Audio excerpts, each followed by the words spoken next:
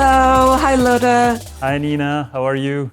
I'm well. I'm so glad to be with you today. It's an honor and a privilege to have you at our conference on co-creation. So thank you for your time.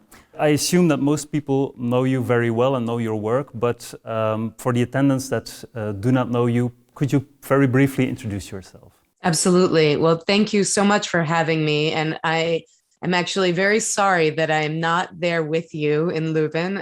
I'm here in Santa Cruz, California, in the US. And I've spent the last 20 years working in museums really as an advocate for more participatory and co-creative approaches to how culture and art and history and science get shared in our communities. So I've been a museum exhibit designer, I've been a museum director, and then more recently was the founder of a global project called Of, By, For All, where we work with museums, libraries, parks, and theaters around the world that are all striving to become of their communities, co-created by their communities, and more welcoming for the diversity of their communities. And so today I'm a board member of By For All and a continued advocate for museums being deeply involved and embedded with the communities that they serve. What does it mean for you personally, co-creation, and what does it mean for museums today? Could you elaborate on that? Yeah, to me, co-creation means something very specific. It was now 11 years ago that my first book, The Participatory Museum, was published. And in that book, sort of presented this structure and this taxonomy of different forms of participation in museums, from people contributing to them, collaborating with them, co-creating with them, and then for museums hosting communities to do their own thing.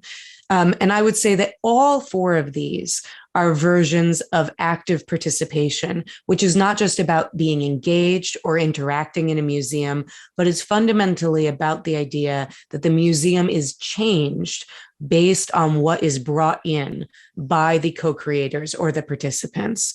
And I actually see co-creation as the highest standard version of what it means for people to participate in a museum, because it's in a situation where the museum is not dictating the terms, that in a co-creation, there is true partnership and reciprocity and respect between the institution and the community or communities with whom the institution is co-creating. So I think there are some forms of participation where a museum might dictate the terms, might say, please contribute your art or contribute your story. Or even where the museum might say, we want to collaborate with you on this exhibition or on this project. But when it comes to a co-creative project, I see that as one where the museum and the community are coming together to negotiate what are we trying to create together? How does it draw on the resources of the institution as well as the resources of the community? And often the result or the outcome is something that neither the museum nor the community group could have envisioned or could have created on their own.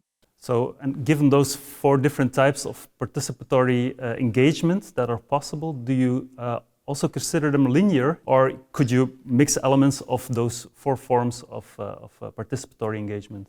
They're not linear in terms of one being better or more evolved than another, but they are linear in terms of the extent to which the museum is relinquishing authority or control or power to the community. And so, for example, if a museum is inviting contribution, the museum might say, okay, we want your stories, but they must be 50 words and we need them by a certain date.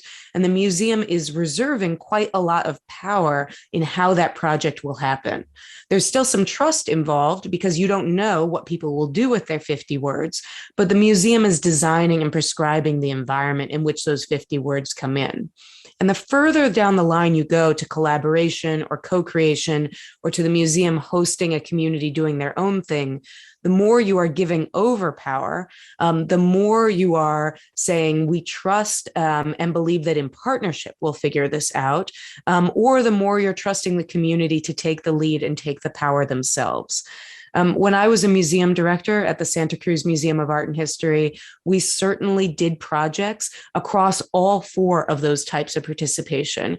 And frankly, co-creative projects in particular take a lot more time and resources because there's a lot more relationship building that happens than with the other forms. So I don't know that it's practical or even desirable for an institution to always do co-creative projects. But I think what's important is for an institution, for the team to be honest about what level of power are we ready to give over to our community partners. How can we be honest and transparent about what that relationship will look like? And how perhaps can we keep developing our skills so that more of these types of participation are available to us as we think about the kinds of projects that might be appropriate for the different types. Handing over control and handing over power to other people, to participants, that is of course a scary thing. So two questions. How do you install trust? You talk about radical trust in your book. Is this something that just happens over time?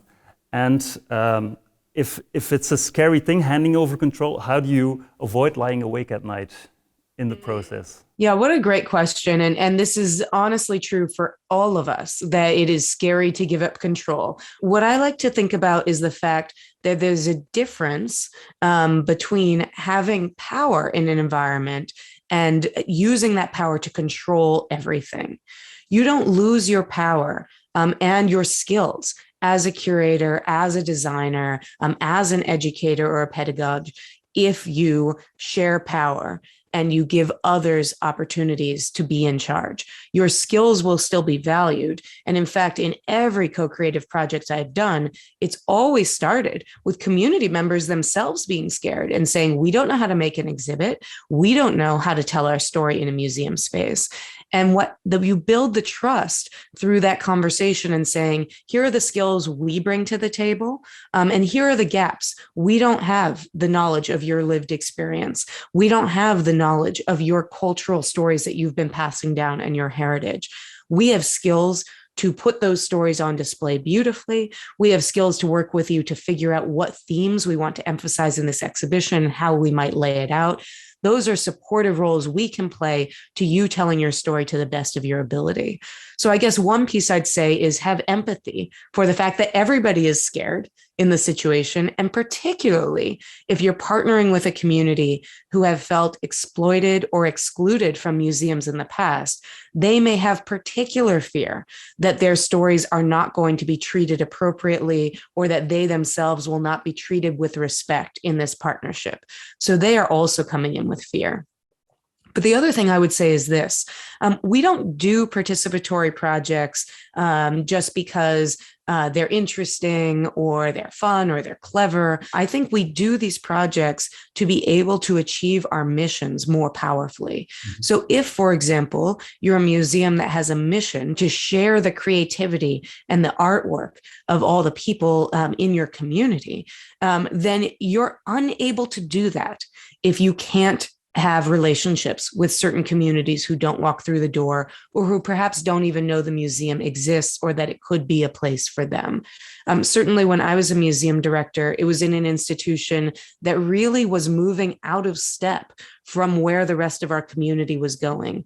And the thing that kept us up at night was the fear that the museum would close or that it would become so irrelevant that only a handful of people in our community would know about it or would find enjoyment and learning there. And so that fear of being irrelevant, of perhaps closing the museum, of all the young people, all the people who weren't of particular race or a particular education or class, all those people who weren't involved, our fear of losing out on engaging them was greater than our fear of losing control in partnering with them to explore new ways of making the museum accessible and valuable and relevant and meaningful. Is co-creation something that is growing worldwide? I would say yes. And I would say there are places in the world where it shows up differently. So, for example, in Central and South America, there's a deep tradition of community-rooted museums. And also, more recently, there have been many museums that have been created in partnership with communities after great trauma. In Europe, I've seen it increasingly with the EU emphasis on social inclusion. And obviously, we've also seen at the ICOM level the debate about the very definition of a museum, which perhaps the debate was not about co-creation, but the debate was about public service and about communities and which communities and how are communities involved in museums.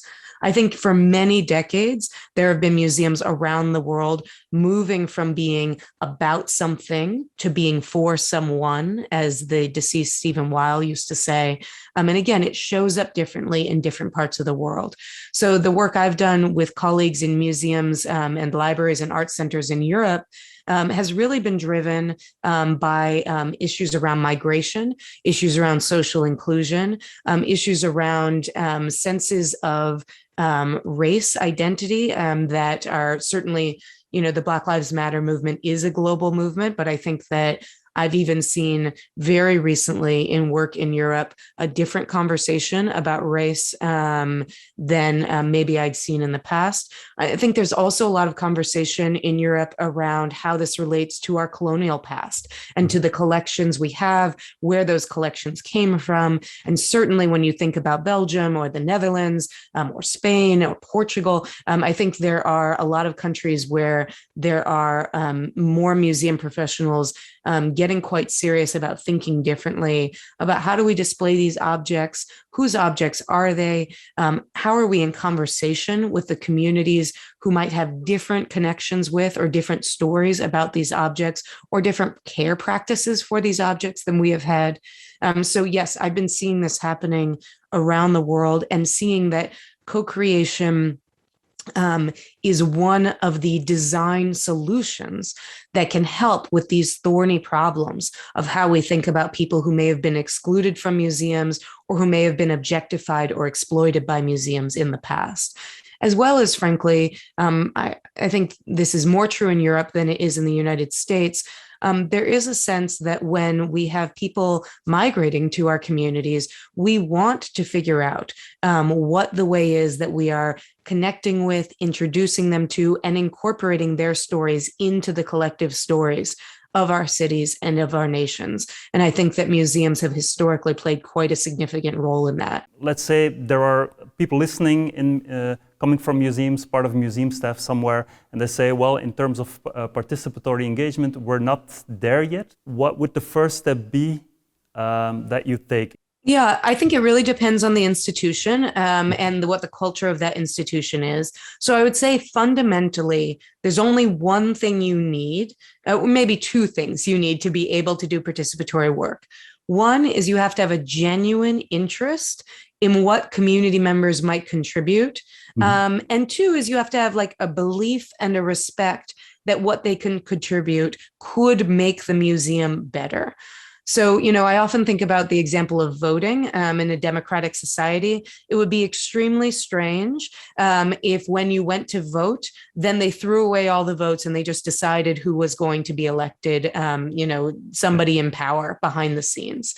And sometimes when museums start to do participatory work before they're ready, it feels like that. It feels like the visitor is being occupied, is being engaged, but ultimately is being ignored.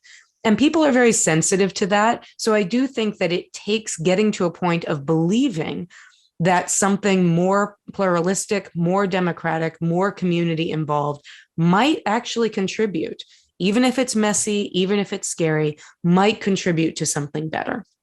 Okay. And once you believe that, You can decide to try it in a million different ways. You could decide that first, what we want is just to hear from people what they're interested in. You could decide we have this small hallway that nobody goes down, and maybe there's something we could try there that wouldn't feel so scary. So you can container it early on to a specific part of the institution or a specific night or a specific place or a specific department if that builds your confidence to try more and more. The other thing you can do is just get curious about who's in your community, particularly who's in your community who may not be engaging with your museum. So one of the things we often encourage people to do in the Of By For All program is to go out and to take a walk in a neighborhood where there are a lot of people who live who don't maybe use your museum, and to just look around and be aware, what does the signage look like in the buildings? When you walk into a shop or a restaurant, how do people greet you? What are the smells? What are people wearing? Are people moving quickly? Are they moving slowly? Are there a lot of smiles? What are some of the things that seem to suggest a sense of welcome or inclusion in that neighborhood? And then you can start to ask yourself, are those things present in our museum or are they absent? And if we wanted to be in relationship with this community, what might be some small changes we could do that might mirror more of what we saw created welcoming space in that neighborhood? So you don't necessarily have to start by making changes in your institution. You can start by getting curious about communities, by getting to know people. One of the great things to do if there's a community who you'd like to engage is to figure out who are some community leaders and be able to interview them, not about how they want to work with your museum, but to ask them, what their goals are and what they value and what barriers they feel like they're facing. If you get curious about what matters to them, you're going to do a better job connecting the dots to how that might relate to your mission or your collection or the kinds of programs that you do. I guess I would say that I probably wouldn't start with the mission. In my experience, it often is important to try some things out to start to see some success before you can start to talk about philosophical changes to the whole institution. And so if you're able to do a pilot, or if you're able to say, we're just going to do this for one night or in this one gallery, it may allow you to start building some experience, building some comfort, and also building some arguments for how this could be more and more powerful for your museum. Referring back to the first part of your answer, do you still often encounter that museums have this more tokenistic way of embracing participation and the whole discourse around participation, and that they do projects, but you feel right away that they don't do it straight from the heart? I think that in any professional context, if you're doing something that is against the norm or might be laughed at or seen as scary or bad, you are always doing it from the heart, because otherwise, why would you try? So I think that anytime I see a participatory project in a museum, I know that there's somebody who fought for that, who stuck their neck out for it, and who is taking a risk to do that. And I respect that. I think, though, what I hear again and again now is that there are some people who are doing that, but feel like they are constrained because it never moves beyond that one department or that one pilot or that one project. And one question we hear a lot is, we worked with a community on one project, but then that project ended and there was no way for us there were no resources for us to keep that relationship with that community. And it felt like we were just dumping them, like we were using them for that project and then we were saying goodbye. And so I do think that the more participatory projects you do, either you run into that frustration, and that's a frustration that I'm hearing from the staff, but you could certainly imagine that frustration is happening in the community as well. And so I think that the more projects you do, the more it puts pressure and encourages you to ask for more. So while I don't necessarily see a lot of tokenistic participation, I do see institutions where they have not allowed themselves to keep building their courage or keep building on the small successes they've had with a participatory project or with a co-created project. So it's a matter of not expecting quick wins and design a long-term process. Right. And you can build on it in ways that don't necessarily mean that you know that it's always bigger or that it's a multi-year plan. So for example, one rule we had when at my museum was if a community member collaborated or co-created with us, we always wanted to have a next thing to invite them to. So not necessarily saying we're going to do another multi-year exhibition project together, but saying we want to stay in relationship and we're going to be thinking of you and inviting you in multiple ways to be involved. And that is really what shifts you from those one-off community relationships, which are very expensive and disappointing if they just fall off a cliff. I feel like sometimes people get stuck on thinking, well, I need another big project. You don't necessarily need another big project, but you need ways to keep the relationship going and to keep expanding the different ways that those people or that community might be involved with your institution. So Nina, you were talking about expressing curiosity. There's always someone, either in the staff, the volunteers of the museum, or in the local communities that expresses some interest to work together, to collaborate in some form. In your experience, where does this interest usually start and who expresses it the first? I think when it comes to inside a museum, often the curiosity starts in an area of the museum where people are working very directly with audiences. So sometimes this might be an educator, sometimes it might be people who are on the front line. The other place it often comes from is if there's a person on the staff who is themselves part of a marginalized community that is not often seen inside the institution, and they feel like they might want to be an advocate for more people from their community to be able to access the museum. I would also say that sometimes museums think that there are a lot of community members already curious, and that's rarely true. In my experience, a museum has to do a lot of work, a lot of inviting and outreach and curiosity from the staff leaving the building and going into community spaces before community members are going to also be curious. Because again, if you're interested in communities who have not felt that the museum was relevant to them, they're not curious about you. But if an educator, if a staff member goes out to, a mosque, to a volunteer event, to participate in a festival and is curious and is asking and wanting to learn more about that community, that starts a relationship that might become mutual.